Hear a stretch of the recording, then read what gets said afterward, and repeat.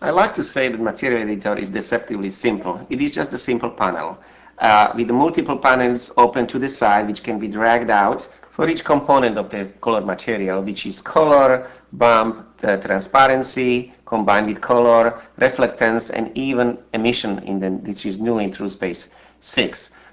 So this simplicity took a lot of effort at part of Caligari Corporation to create. Every component can be edited in its own window, and any component can be animated, which we don't have a time to show. Then we can use the paint tool icon to paint the entire object with the current material, or you can paint individual faces, or we can choose to repaint the existing current material on entire object with just one click.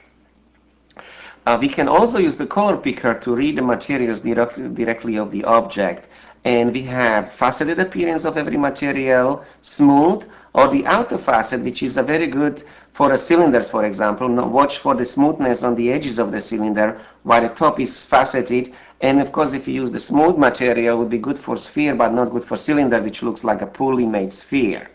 TrueSpace is a rich library of shaders for every color component, and we can simply open the library, and by double clicking on a shader from the library, it can replace the appropriate shader in the current material, as you can see. So simply selecting material from the color shader, procedural or bitmap based. The TrueSpace support both kinds, and this particular shader is a procedural color shader, and you can see that you can edit it simply by changing parameters.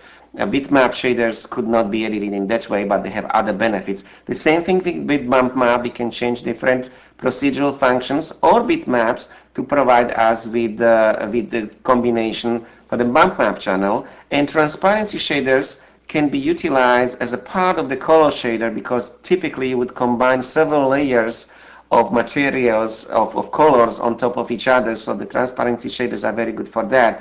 And the reflectance shaders are very fundamental, like a Goro, foam, metal shader, various type of more sophisticated shaders. You can simply start with a component shader, bring it into the material editor, and then you can combine and edit it. And once you have a material which you like, you can simply drag it from the material editor window inside of the library, and then you can save it as a part of your ongoing project. So nothing could be simpler than that. Multi-layered materials can then be displayed layer by layer, and you can change the different transparencies and mask between the layers, or you can make each layer invisible or invisible in order to create the impression or different preview. The brick shader, again, we turn off the second layer, and now you don't see its impact on the final result. IIR, or incremental rendering capabilities of material editor, are only matched into the most expensive products on the market. Here, the material editor window overlays any portion of the scene, and using color picker, you can change virtually in real time materials in the scene and seeing the impact with full lighting and full ray tracing right through the material editor window.